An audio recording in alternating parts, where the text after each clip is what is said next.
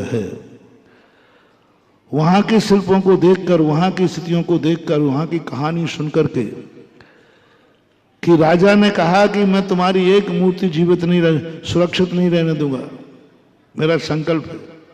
इसलिए जैनियों, आप लोग मूर्ति बनाना बंद करो, मूर्ति की स्थापना बंद करो, क्योंकि तुम बनाओगे मैं नष्ट कर दूंगा। एक जैनी श्रावक ने कहा, राजन आप राजा हैं, आपको मैं रोकने वाला नहीं हूं। आप खंडित करने का संकल्प आपका है तो आप खंडित करिए, मैं आपको नहीं रोकूंगा, लेकिन आप भी मुझे बनाने से नहीं रोक सकते।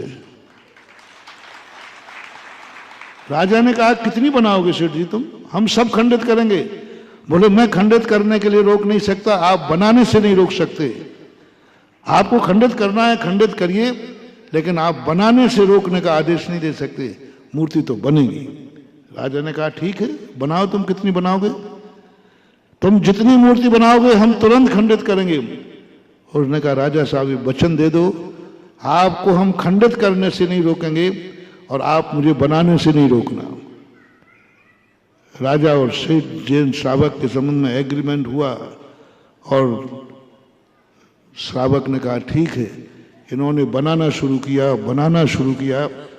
राजा खंडित करते करते थक गया, लेकिन बनाने वाला जीत गया। और देवगढ़ इसका प्रतीक है। 50 किलोमीटर के अंदर, देवगढ़ के अंदर मूर्तियां आज भी मिलती हैं। 2 फुट खोदो, मूर्तियां निकल आती, मेरे सामने ही निकली। विधान का एक चबूतरा बनना था, खोदा तो बहुत बड़ी मूर्तियां, खोद के करेंगे क्या, रखोगे कहाँ, बाहर ले नहीं जा सकते और रखने की व्यवस्था नहीं। इतना मूर्ति सिर्फ जमीन में भरा पड़ा। तब वहां को देख करके मुझे भाव आया कि जैन दर्शन का असाधारण गुण है तीर्थ क्षेत्र, मूर्ति विद्या, और इसी के और ये अकृत्रिम चैत्यालय के इसके प्रतीक है। जब भगवान ऋषभ देव साक्षात जीवित होते हैं, उनके सामने भी मूर्ति की कीमत होती है। अपन ये समझें कि भगवान नहीं है इसलिए मूर्तियां होती हैं, भगवान के अभाव के कारण मूर्तियां नहीं। जब भगवान पृथ्वी पर रहते हैं, थोड़े से अंदर जाके साक्षात जिनेंद्र भगवान बैठे हैं, लेकिन उस जिनेंद्र भगवान के पहले हमें मानस स्तंभ में मूर्ति का दर्शन करना पड़ता है। वहां क्या जरूरत थी, 10 कदम अंदर तो भगवान बैठे हुए। भगवान तक पहुंचने के पहले मूर्ति को स्वीकार करो। चैत्य वृक्ष होते हैं, चैत्यों के ऊपर मूर्तियां होती हैं, उनको नमस्कार करो। तब जिनेंद्र भगवान, यानी जिनेंद्र भगवान के सामने भी मूर्ति उतनी ही महत्वपूर्ण थी जितनी आज अपने लिए।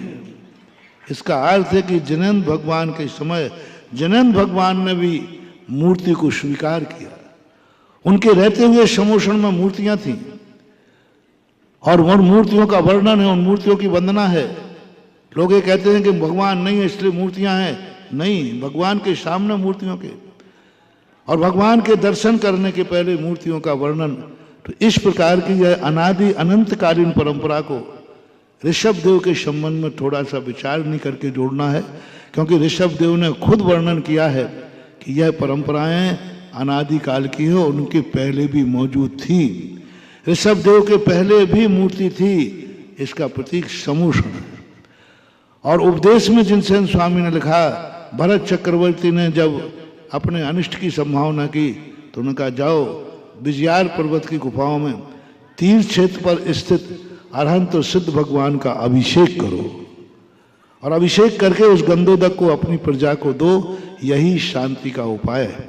इससे सिद्ध है कि ऋषभ देव के पहले भी जिनालय थे, मंदिर थे, बस यहाँ इसके स्थान पर नहीं थे, तो ये माना गया। तो उसको देख करके हमारे मन में